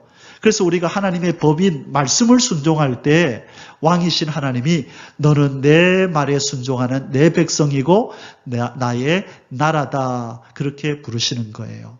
그래서 요한복음 14장 21절에 나의 계명을 가지고 지키는 자라야 나를 사랑하는 자니, 그 표현이 나온 거예요. 그분의 말씀을 지킨다는 것은 우리가 하나님을 왕으로 인정하고 모셔드린다는 거예요. 그분의 통치를 받아들인다는 거예요. 그래서 하나님은 그 법을 심령에 새기고 그 법에 순종하며 사는 사람만을 자기 백성으로 삼으시는 줄을 믿습니다. 이 천지 창조의 목적, 우리가 만들어진 목적을 다하는 그런 피조물들이 다 되시기를 주의 이름으로 축원합니다. 아멘. 자, 아까도 말씀드렸지만 이 하늘과 땅을 그리스도 안에서 통일하는 것이 하나님의 계획이고 뜻이라 그랬어요. 그래서 하늘의 세계를 먼저 만드시고 이 땅에 이제 하나님의 나라를 이루시려고 천지를 창조하시고 아담과 하와를 창조하셨던 거죠. 그러면서 이제 아담과 하와에게 무슨 명령을 내렸죠? 생육하고 번성하여 땅에 충만하라. 한 나라가 이루어지려면 주권자가 있어야 되고, 그 다음에 백성이 있어야 되고, 영토가 있어야 되잖아요. 이제 준비 다 됐잖아요. 주권자, 왕이신 하나님이 계시고, 지구 땅, 영토가 있고, 백성이 이제 아담과 하와인데, 이 넓은 땅에 둘이만 있으면 안 되잖아요.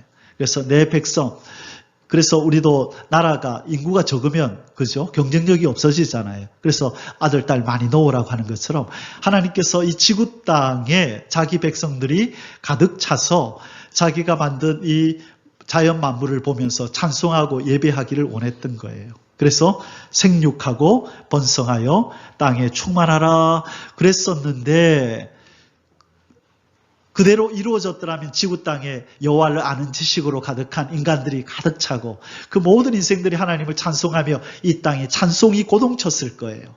그죠? 모든 피조물도 인간도 오케스트라처럼 함께 하나님께 영광 돌리는 찬송이 들려왔을 텐데 얼마 못 가서 마귀의 유혹을 받아서 깨져버렸죠. 창조의 목적이 파괴된 거예요. 그래서 인간도 파괴되고 자연 만물도 저주받아서 파괴된 거예요. 그러면 반드시 원래대로 그 나라를 이루고 하늘과 땅을 예수 그리스도에서 통일시키려면 해야 될 일이 한 가지 있는 거예요.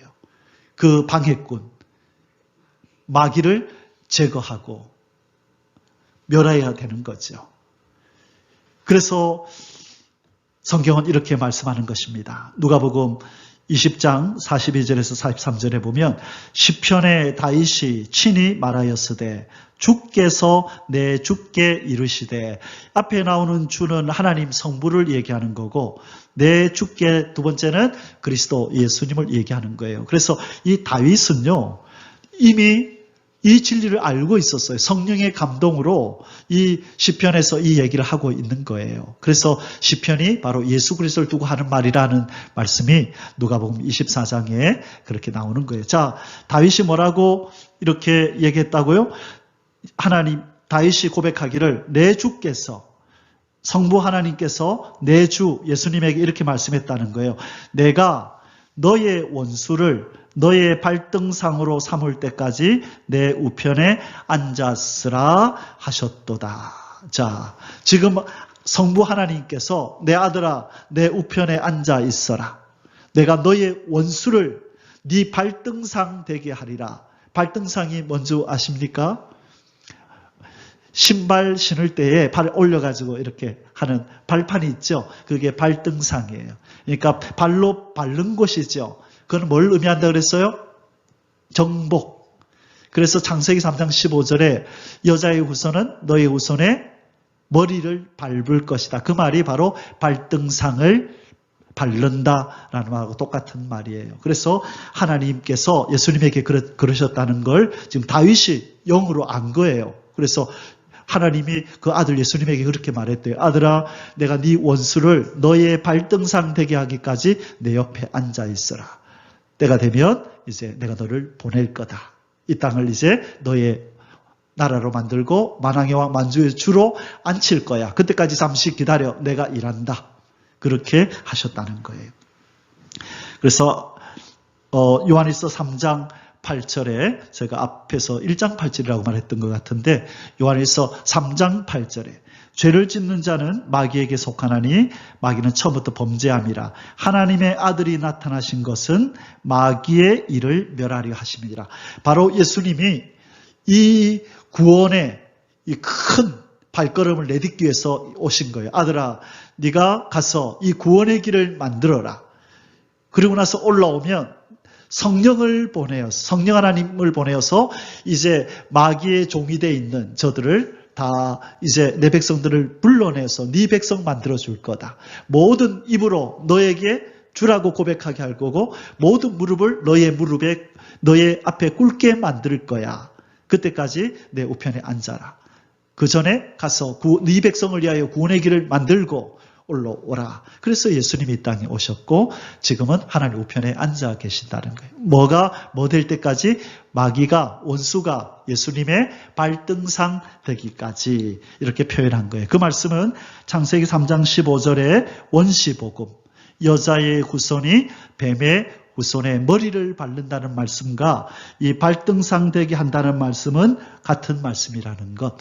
그래서 이 날은 반드시 올까요? 안 올까요? 옵니다. 하나님이, 여호와 하나님이 약속하시고 예언하신 것이기 때문에 반드시 이루어질 것을 믿습니다. 아멘. 자, 이제 본격적으로 본론의 말씀을 우리 세 가지로 요약해서 말씀을 좀 나누겠습니다. 첫 번째로, 왜 하나님께서는 모든 만물을 예수 그리스도 안에서 통일되게 하려는 것일까? 왜? 이유가 무엇일까요? 이유는 원래 모든 만물은 처음 창조될 때부터 예수 그리스도를 위하여, 예수 그리스도를 통하여 창조되었기 때문입니다. 누가 주인입니까? 예수 그리스도가 주인이기 때문에 모든 것들은 주인이신 예수님에게 복종하고 순종하고 통치되는 것이 마땅한 것입니다. 그래서 모든 피조물이 예수 그리스도를 위하여 살고 예수 그리스도를 통하여 사는 바로 피조물이 되어야 하는 것입니다. 이것이 신약에 보면 고린도후서 5장 17절에 누구든지 그리스도 안에 있으면 새로운 피조물이라 그랬죠. 안에라고 하는 이 단어의 뜻이 바로 이거예요. 안에라고 하는 것이 헬라어로 엔이라고 하는데 이것이 무슨 뜻이냐면 그리스도 안에 있다는 말은 그리스도를 위하여 있다는 말이고 그리스도를 통하여 있다는 말이고 그리스도에 의해서 있다는 말이에요. 그리스도에 의해서 이 땅에 왔죠.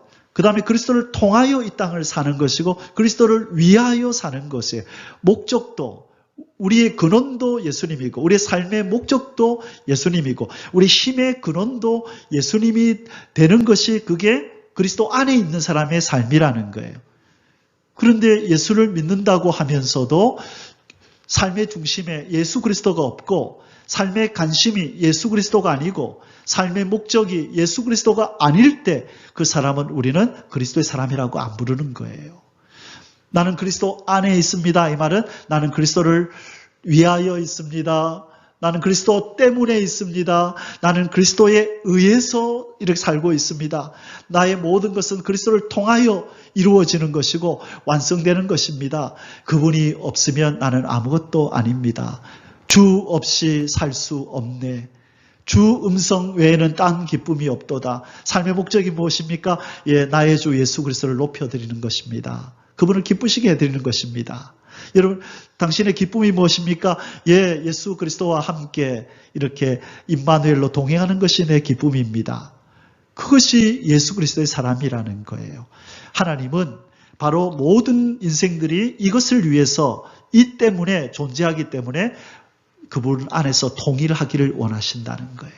인생뿐만 아니라 모든 피조 세계도 예수 그리스도 안에서 통일하기를 원하시고 이 일은 반드시 이루어질 줄을 믿습니다. 아멘.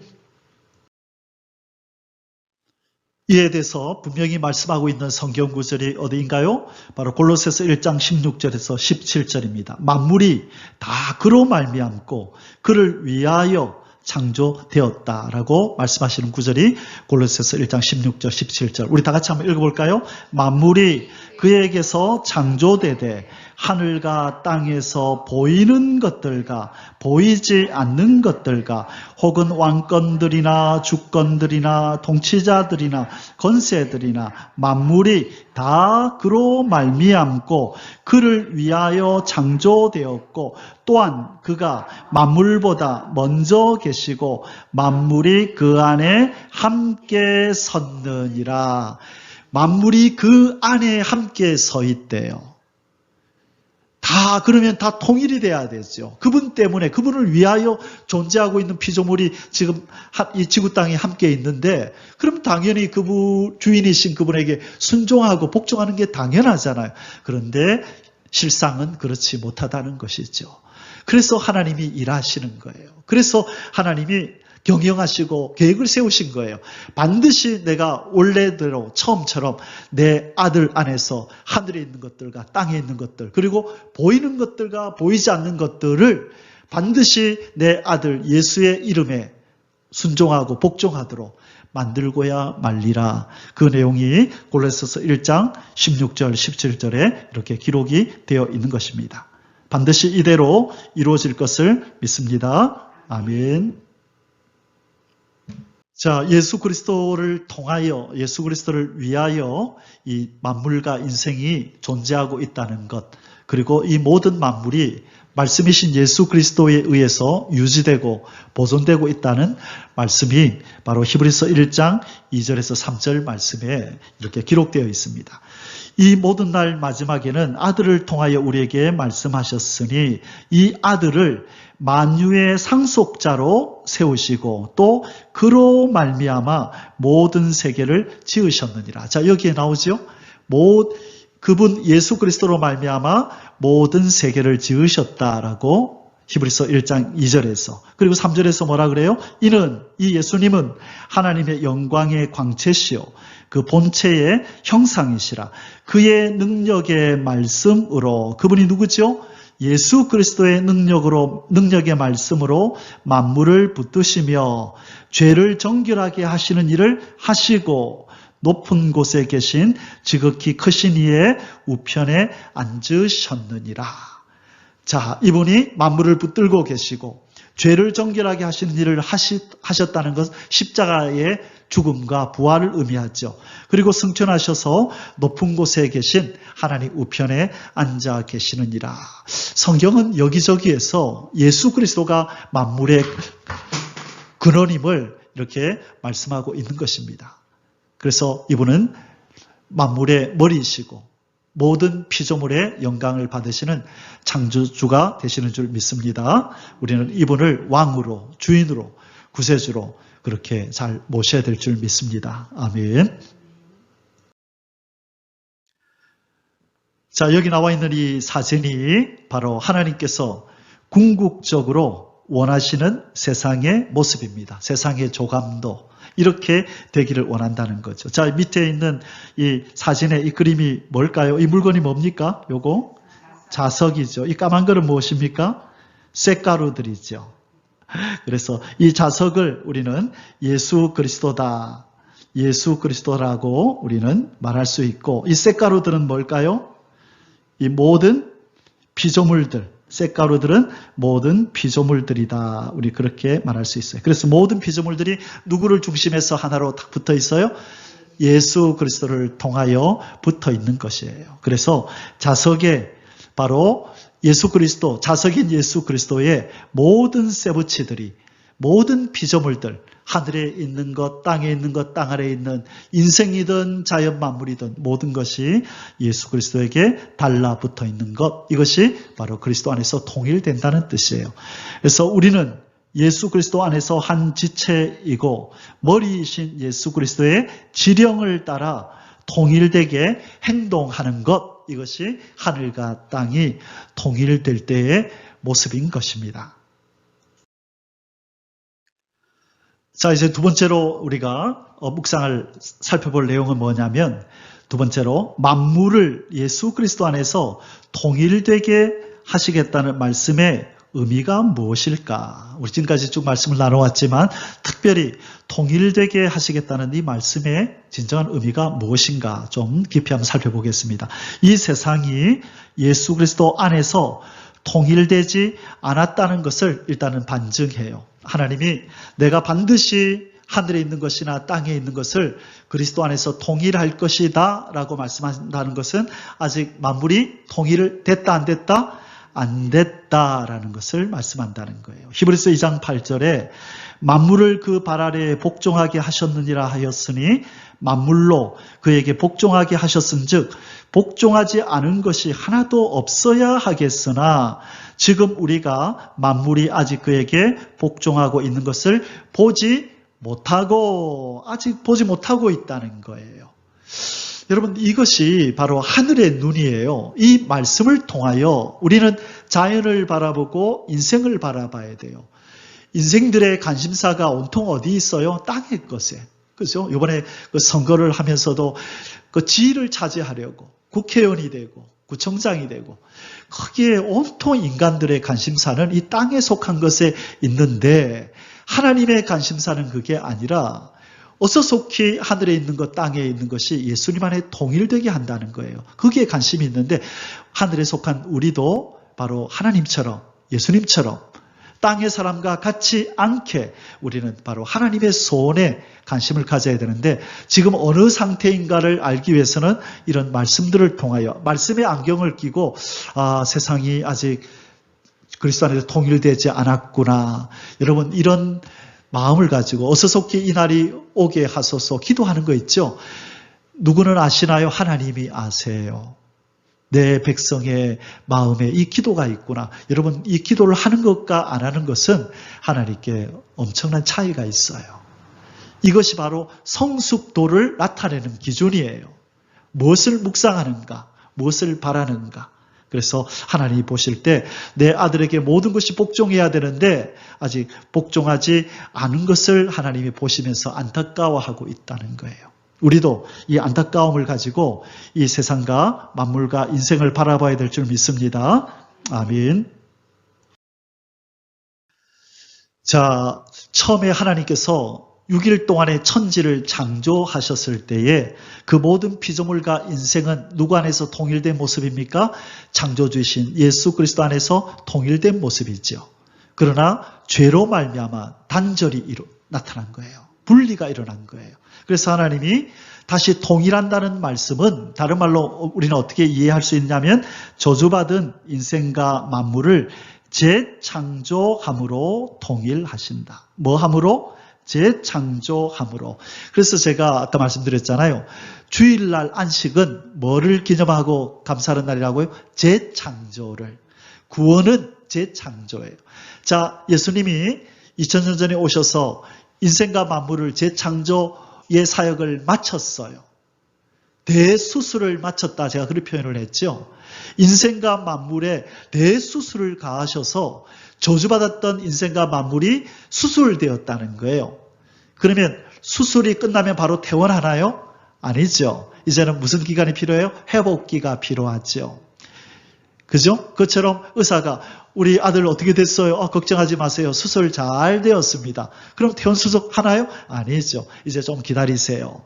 차츰차츰 좋아질 겁니다. 교통사고를 당하여서 머리도 다치고 허리도 다치고 손과 발도 부러졌는데 아마 좀 있으면 정신이 먼저 돌아올 겁니다. 그리고 나면 차근차근 팔과 허리와 다리에 뼈가 붙으면서 이제는 나중에 태어나게 될 겁니다. 자, 예수님의 수술로 제일 먼저 회복된 게 뭡니까? 우리의 영혼. 영이 회복됐잖아요. 거듭났잖아요. 그러나 우리 몸은 아직도 질병과 사망에 매여 있죠. 이제는 차츰차츰 변해가요. 언제 예수님이 다시 오실 때 우리의 몸도 완쾌되고 죽을 몸이 죽지 아니할 몸으로 썩을 몸이 썩지 아니할 몸으로 변화가 일어나는 거예요. 고린도전서 15장 51절 이하에. 그리고 천지 만물도 로마서 8장 19절에서 23절에 만물이 탄식하며 고통하고 있다 그랬죠. 저주받아서. 그러나 예수님이 다시 오실 때 탄식하고 고통하던 만물도 회복이 일어나는 거예요. 그래서 예수님이 2000년 전에 오셔서 십자가에서 수술하시고 부활하심으로 완성해 놓으신 결과가 이제는 장차 다시 오실 때 완전히 드러나는 것입니다. 그래서 통일을 한다는 것은 재창조한다는 것이고 이 재창조는 언제 수술이 끝났다고요? 예수님이 십자가에서 죽으시고 3일 만에 부활하셨을 때. 그러나 언제 회복이 완전히 드러난다고요? 다시 오실 때. 그래서 우리는 이미 완성을 이룬 자나 마찬가지예요. 그분은 완전하게 수술해 놓으셨기 때문에 시간만 지나면 이제는 퇴원할 수 있어요. 이 저주받은 지구 땅에서. 아멘이십니까? 예, 그래서 인생과 만물이 하나님의 영광을 위한 존재로의 변화, 이것을 뭐라 부른다고요? 재창조되었다라고 부르는 것이에요. 이것이 바로 통일의 역사입니다. 자, 하나님이 예수 그리스도를 통하여 행하신 그 수술은 그 범위가 무엇이라고요? 인간의 영과 육과 자연 만물의, 그것은 죄로 말미암아 저주받고 타락했던 모든 피조물들이죠. 그런 것들을 향한 재창조가, 대수술이 예수 그리스도를 통하여 이루어졌다는 것입니다. 자, 그래서 이제 통일이 된다고 하는 것은 손상받고 파괴되고 깨어지고 저주받았던 것들이 원래의 모습으로 돌아가는 그 재창조가 바로 통일의 역사입니다. 우리 하나님의 영광이 손상된 이 피조물의 탄식을 이제는 끝내시겠다는 것이에요. 그것이 통일이 의미하는 거예요. 이제 더 이상 탄식이 없도록 내가 해주마. 인생아, 피조물아, 내가 너희들이 다시는 탄식하지 않도록 원래대로 돌려놓을게. 그게 통일이라는 것입니다. 바로 예수 그리스도 안에서 회복이 되고 통일이 된다는 뜻이 바로 구원이 완성된다는 뜻인데, 좀 전에 말씀드렸듯이 이 내용이 어디에 대표적으로 나와 있어요? 로마서 8장 19절에서 23절인데 여기에서는 20절에서 22절에는 이 피조물의 탄식, 나옵니다. 자, 우리 같이 한 목소리 읽겠습니다. 피조물이 허무한데 굴복하는 것은 자기 뜻이 아니요 오직 굴복하게 하시는 이로 말미암음이라. 그 바라는 것은 피조물도 썩어짐의 종노릇한 데서 해방되어 하나님의 자녀들의 영광의 자유에 이르는 것이니라. 피조물이 다 이제까지 함께 단식하며 함께 고통을 겪고 있는 것을 우리가 아느니라. 자, 통일의 역사는 손상된 피조물의 탄식을 끝내는 역사다. 우리는 그렇게 말할 수 있습니다. 자, 하늘과 땅을 통일하는 역사는 무엇인가? 그것은 하늘과 땅의 분리를 유발한 이 죄를 도말하시겠다는 뜻입니다. 무엇을 도말하시겠다고요? 죄를 없애버리겠다. 완전히 사라지게 만들어버리는 것이 바로 통일의 역사가 이루어지는 것입니다. 통일을 방해한, 통일의 역사를 깨어버린 이 죄가 도말되어지는 것. 그래서 이 죄는 하나님과의 관계를 단절시켰는데 바로 이사야 59장 2절에 보면 이런 말씀이 있죠. 오직 너의 죄악이 너희와 너희 하나님 사이를 갈라놓았고 너희 죄가 그의 얼굴을 가리워서 너희에게서 듣지 않으시게 함이니라. 자, 그래서 예수님이 오신 거예요. 뭘 없애러 오셨다?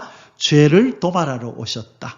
그래서 십자가를 지시고 이렇게 이 죄가 이 갈라놓았다. 우리와 하나님과의 사이를. 그래서 이 갈라진 이 틈을 무엇으로 메꾸셨다고요? 십자가로 메꾸셔서 나를 밟고 나를 짚고 올라가라 라고 하신 사건이 바로 예수님의 십자가 사건, 이 죄를 도말하는 사건이 일어났던 것입니다. 이것 때문에 우리는 예수님의 이 사역 때문에 하나님과 우리 사이가 다시 하나가 되고 하늘에 있는 것, 땅에 있는 것들이 그리스도 안에서 통일되게 되는 줄 믿습니다. 아멘. 자, 이제는 하늘과 땅이 통일되는 역사의 이제 세 번째 마지막 대지로 예수 그리스도께서 하늘의 영광을 버리고 이 땅에 오신 이유와 이 통일의 역사를 잠시 연결해서 생각해 보겠습니다. 예수 그리스도께서 하늘의 영광을 버리고 이 땅에 오신 이유가 뭐냐? 땅에 속한 자들을 하늘에 속한 자들로의 변화를 위해서 오셨다. 자, 죄를 범한 자들은 어디에 속한 자들이 되는 거예요? 땅에 속한 자들. 그런데 땅에 속한 자들이 이 죄 때문에 하늘에서 끊어져서 하나님께로부터 끊어져서 땅에 속한 자들이 되었는데 바로 이제 다시 우리를 하늘 백성 삼아서 하늘로 올라가는 하나님께 속한 하늘의 백성 삼으려고 오셨다.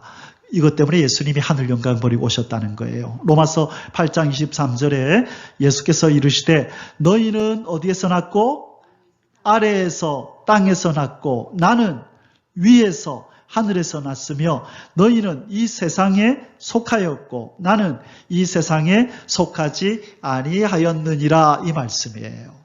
예수님은 땅에 속한 자가 아니에요.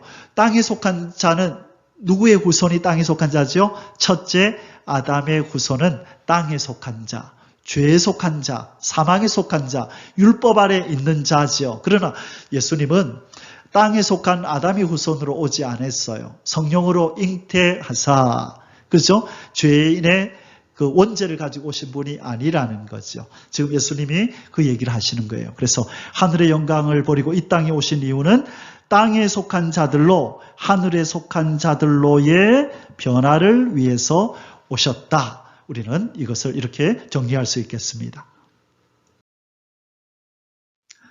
자, 땅에 속한 자들을 하늘에 속한 자들로의 변화를 위해서 예수님이 오셨다라고 좀 전에 말씀드렸는데 그 부분을 말씀하고 계신 그 내용이 바로 요한복음 1장 51절입니다. 예수님께서 이렇게 말씀하셨죠.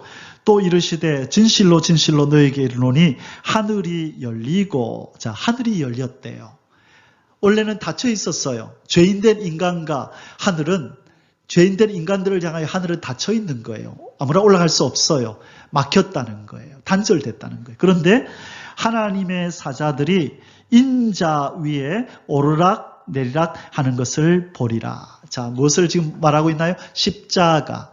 십자가에 내가 달릴 텐데 나를 통해서 십자가에 달려서 죄를 없앤 나를 통하여 어디로 올라간다? 하늘로 올라가게 될 거다. 그런데 예수님이 여기서 표현한 오르락 내리락이라는 표현이 있죠. 이것은 구약에 이미 나와 있었어요. 그 예표가 있었다고요. 어디에 있냐면 창세기 28장 12절에 야곱이 돌베개 베고 잘 때 꿈을 꾸지요. 그때 뭐가 나타나요? 사닥다리, 그죠? 사닥다리가 나오는데 성경은 뭐라고 묘사하냐면 꿈에 본즉 사닥다리가 어디에 서 있는데? 땅 위에 서 있는, 이게 중요한 거예요.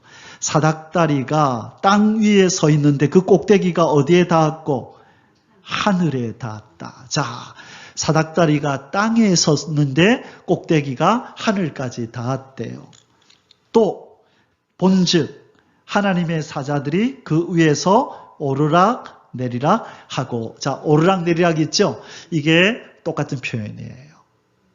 그래서 예수님의 십자가를 통하여 하늘에 있는 것은 땅으로 내려오고 땅에 있는 것은 하늘로 올라가는 통일이 이루어질 거다. 서로 왕래가 있는 통일이 이루어질 것을 미리 예표하는 사건이 마태복음 28장에서, 창세기 28장에서 야곱의 꿈에 본즉 사닥다리가, 자, 어디에 섰고? 땅에 섰는데 꼭대기는 하늘에 닿았다. 원래 하늘로 올라갈 수 없는 인간을 위해서 사닥다리 대신 예수님이 내려오신 거예요. 땅에 선 거예요. 그리고 그 하늘까지 닿도록 그분의 십자가의 죽음과 부활이 이 역사를 이루어 놓은 것인 줄 믿습니다. 그래서 우리의 신분이 바뀌었어요. 땅에 속한 자였는데 하늘에 속한 자로 우리의 신분이 예수 그리스도를 통하여 바뀐 줄 믿습니다. 할렐루야. 우리 주님을 찬양합니다. 아멘.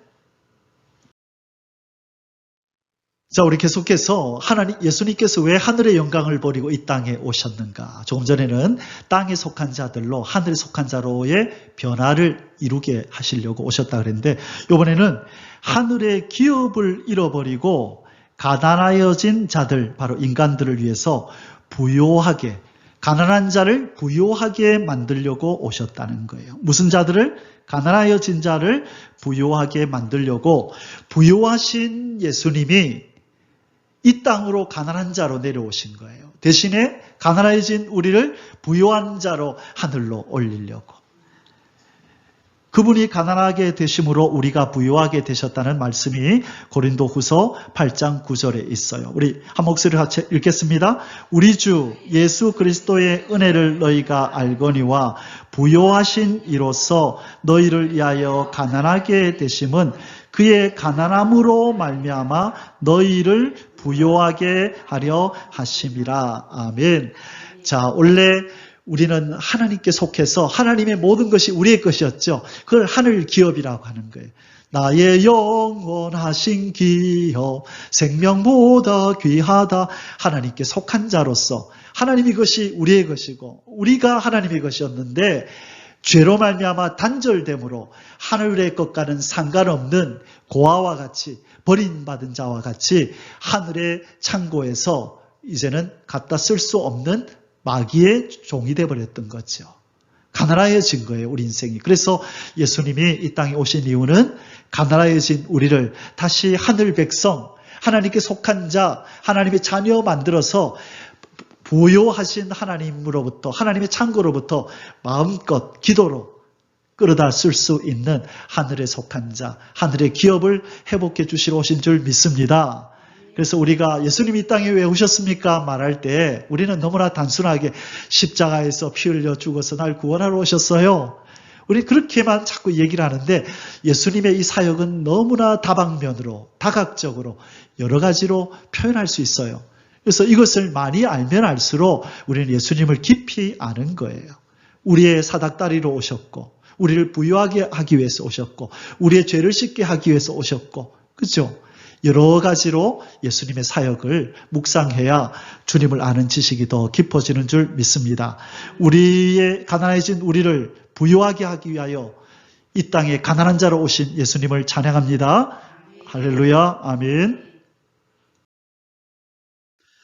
자, 가난한 자를 부유하게 한다라는 이 내용을 얘기하면 신학적으로 떠오르는 단어가 있습니다. 그것이 뭐냐면 바로 고엘, 기업 물을 자라는 뜻이에요. 기업을 물어준다. 가난해진 자기의 친족의 재산을 있게 해주고 자식을 있게 해줘서 그들이 잃어버린 그 기업을 보충해 주는 것, 그것을 고엘 제도다. 기업 물을 자다. 자, 이 내용은 어떤 성경의 주제이지요? 예, 룻기의 주제이지요. 그래서 보아스가 바로 이 나오미 가족의 고엘인 거예요. 자, 그래서 그러면 이것은 보아스는 누구를 상징하느냐? 바로 예수 그리스도. 죄를 범하여서 모든 하늘의 기업을 다 잃어버리고 가난뱅이가 되어버린 우리 인생들을 다시 기업을 이어주기 위해서 자기의 것을 손해보시는 바로 예수 그리스도를 얘기하는 게 바로 룻기입니다. 그래서 하나님을 떠나 모든 것을 상실한 인간들의 기업, 고엘이 되시기 위하여 기업 물을 자가 되기 위하여 예수님은 이 땅에 오셨습니다. 자, 아까 우리 예수님이 오신 이유가 가난한 자로 부유하게, 그죠? 죄인을 의인 만들기 위하여. 또 여러 가지, 또 뭐가 있었나요? 예수님이 이 땅에 오신 이유가 사닥다리가 되셔서 땅에 속한 자가 하늘에 속한 자 되게 하기 위해서. 그런데 여기에서는요, 기업을 잃어버린 자들로 고엘이 기업 물을 자가 되기 위해서 오셨다는 거예요. 자, 고엘이 되기 위해서, 기업 물을 자가 되기 위해서는 조건이 세 가지가 있어야 됩니다. 첫 번째가 뭐예요? 가장 가까운 친족이어야 하고 부요한 자여야 하고 자원하는 마음이 있어야 돼요. 원래 보아스 앞에 가까운 친족이 하면 있었죠. 근데 그 사람은 뭐가 없었어요? 자원하는 마음이 없었어요. 그래서 안 한다 그랬어요. 자격이 없는 거예요. 그런데 우리 예수님은 이 세 가지를 다 충족하십니다. 먼저 자원하는 마음으로 이 땅에 내려오셨죠. 이분은 부자입니까? 아닙니까? 만물의 창조주의 주인이시죠. 자, 이분은 우리의 친족입니까? 아닙니까? 어떻게 이분이 우리의 친족이 되십니까? 우리의 삼촌입니까? 사촌입니까? 자, 따라하겠습니다. 예수님은 우리 인생의 생명의 근원이시다. 우리에게 생명을 주신 창조주잖아요. 우리 아기를 누가 창조했어요? 엄마 아빠가, 인간적으로 말하면. 우리 인간과 자연 만물은 누가 창조했어요? 예수님이, 그 말씀으로 하나님이, 그죠?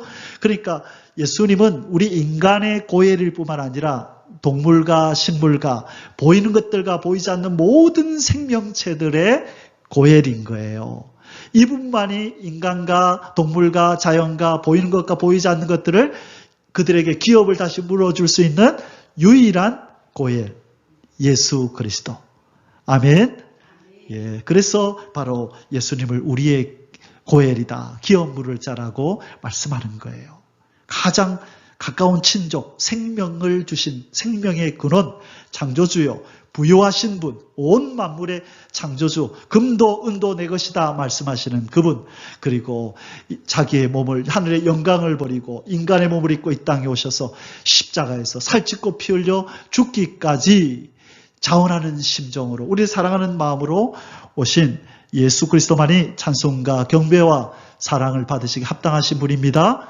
아멘. 우리가 그분을 높이며 찬양하며 예배하며 살아야 될 줄 믿습니다. 아멘. 자, 이제 결론을 내리겠습니다. 우리 예수님 생각하면 제일 먼저 떠오르는 물건이 뭐죠? 십자가. 십자가가 무엇입니까? 이러면 이에 대한 답이 여러 가지가 있을 수 있을 텐데 오늘 말씀에 근거하여 우리는 십자가를 이렇게 정의할 수 있습니다. 통일을 위한 불순물인 죄를 제거하시는 것, 제거하시는 장소. 무엇을 위한? 통일을 위한 불순물인 뭘 제거하는 곳이라고요? 죄를 제거하는 물건이 바로 십자가고 장소가 바로 십자가입니다. 그래서 이 십자가는 하나님의 무엇과 무엇이 절정으로 만나는 곳일까요? 들어보셨나요? 십자가는 하나님의 사랑만 나타날까요? 또 뭐가 나타날까요? 하나님의 공의. 십자가는 하나님의 사랑과 하나님의 공의가 절정에서 만나는 곳이에요. 십자가 그러면 하나님이 우리를 얼마나 사랑하셨으면 저 독생자까지 저렇게 죽이셔서 우리를 구해 주셨을까? 놀라워라 하나님의 사랑. 그래서 십자가는 하나님의 사랑을 절정에 이른 하나님의 사랑을 볼 수 있는 것이 십자가예요. 두 번째는 뭘 볼 수 있다고요?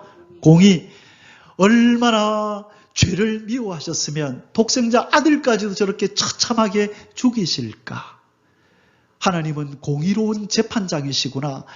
독생자 아들이면 좀 용서해 줄 만도 한데 저 죄가 얼마나 밉고 더러웠고 제거되어야만 하였기에 아들 예수를 저렇게 처참하게 죽이시면서까지 저 죄 문제를 해결하려 하셨을까? 하나님은 공의로우신 분이구나. 큰일 날 뻔했다. 이 예수님을 통하여 내 죄가 용서받지 않았더라면 심판주이신 하나님 앞에 설 때 내가 어떻게 될 뻔했느냐. 그것을 생각하라는 거예요. 여러분, 십자가는 하나님의 무엇과 무엇이 나타나는 곳이라고요? 사랑과 공의를. 그래서 여러분, 어떤 사람들은 교회에 십자가를 달면 안 된다. 어떤 교단에서는 십자가를 치우라 그래요. 그래서 어떤 교단에는 십자가가 없어요. 그러나 저는 반드시 십자가 있어야 된다. 왜? 볼 때마다 뭘 생각하라고? 하나님의 사랑과 공의를. 여러분, 하나님이 큰 일을 행하신 후에 주로 뭘 세우라 한다 그랬어요? 기념비를 세우라 그런다 그랬죠. 그거를 볼 때마다 내가 행한 일을 기억하라. 그런 면에서 십자가는 예수 그리스도가 우리 성부 하나님이 우리를 위해서 무슨 일을 해주셨는지를 기억하고 기념하는 좋은 도구지요. 근데 왜 십자가를 세우지 못하게 하느냐? 왜 못하게 하는지 아세요? 이걸 우상으로, 눈에 보이는 우상으로 여길까봐 그러는 거예요. 그러나 그건 우리 마음먹기 나름이죠. 잘 배워서, 그죠? 좋게 선용하면 되잖아요. 십자가, 우리를 얼마나 사랑하셨으면 저렇게 아들을 저렇게 죽이실까? 하나님의 사랑 놀라워. 얼마나 죄를 미워하셨으면 독생자까지도 저렇게 처참하게 못 박아 죽이실까? 내가 죄를 미워해야 되겠다. 죄를 멀리해야 되겠다. 생각하는, 그죠? 상기하는 도구로서의 십자가는 얼마든지 우리 주변에 있어야 합니다. 아멘. 에베소서 2장 1절에 그는 허물과 죄로 죽었던 너희를 살리셨도다. 무엇으로? 십자가의 죽으심과 부활로. 골로새서 1장 20절에 그의 십자가의 피로 화평을 이루사 만물 곧 땅에 있는 것이나 하늘에 있는 것들이 그로 말미암아 자기와 화목하게 되기를 원하셨다. 자, 십자가의 사건으로 하나님과 우리 사이에 뭐가 이루어졌다고요? 화목, 샬롬, 평강이 이루어졌다는 거예요. 십자가를 자랑해야 되는 거예요. 그래서 사도 바울도 주의 십자가 외에는 내가 자랑하지 않겠다. 그렇게 이스라엘 사람들한테는 십자가가 뭐예요? 저주. 그러나 사도 바울에게는 구원, 하나님의 사랑, 하나님의 공의. 이 십자가 때문에 하나님의 사랑이 나에게 부어지고 이 십자가 때문에 바로 죄를 향한 하나님의 공의가 다 이루어져서 나에게 하나님의 저주가 쏟아지지 않게 한 물건, 그게 예수 그리스도의 십자가라는 것입니다. 바로 예수님은 이 일을 위해서 오셨습니다. 통일을 위하여 오셨는데 통일에 바로 방해꾼인 이 불순물인 죄를 제거하기 위해서 오셨습니다. 우리 주님을 찬양합니다. 아멘, 할렐루야. 자, 2000년 전에 평강의 왕인 예수 그리스도께서 오셔서 하늘과 땅을 통일시키셨음을 믿습니다. 대수술을 가하셔서 승리해 놓으셨어요. 예수님은 이미 승리하셨어요. 이제 승리의 결과가 이제 돌아옵니다. 수술이 잘 됐어요. 그 결과가 이제 좀 있으면 왕쾌로, 태원으로 나타나는 것입니다. 예수님이 2000년 전에 이루신 그 평강의 왕의 죽으심과 부활이 하늘과 땅을 통일시켰습니다. 이제 우리가 할 일은 뭐냐? 그 완성의 날을 간절히 기다리면서 주님 오실 날을 소망해야 되는 줄 믿습니다. 하나님의 나라가 이 땅의 나라와 통일되는 장면이 나타나는 곳이 어디냐면 요한계시록 21장 1절에서 4절입니다. 우리 기대함을 가지고 한 목소리를 같이 읽겠습니다. 내가 새 하늘과 새 땅을 보니 처음 하늘과 처음 땅이 없어졌고 바다도 다시 있지 않더라. 또 내가 보매 거룩한 성 새 예루살렘이 하나님께로부터 하늘에서 내려오니 그 준비한 것이 신부가 남편을 위하여 단장한 것 같더라. 내가 들으니 보좌에서 큰 음성이 나서 이르되 보라 하나님의 장막이 사람들과 함께 있음에 하나님이 그들과 함께 계시리니 그들은 하나님의 백성이 되고 하나님은 친히 그들과 함께 계셔서 모든 눈물을 그 눈에서 닦아주시니 다시는 사망이 없고 애통하는 것이나 곡하는 것이나 아픈 것이 다시 있지 아니하리니 처음 것들이 다 지나갔음이러라. 아멘. 뭐도 없고 뭐도 없어진다고요? 눈물도 없고 사망도 없고 애통하는 것이나 곡하는 것이나 아픈 것이 다시 있지 아니하리니. 이건 누구의 소원이에요?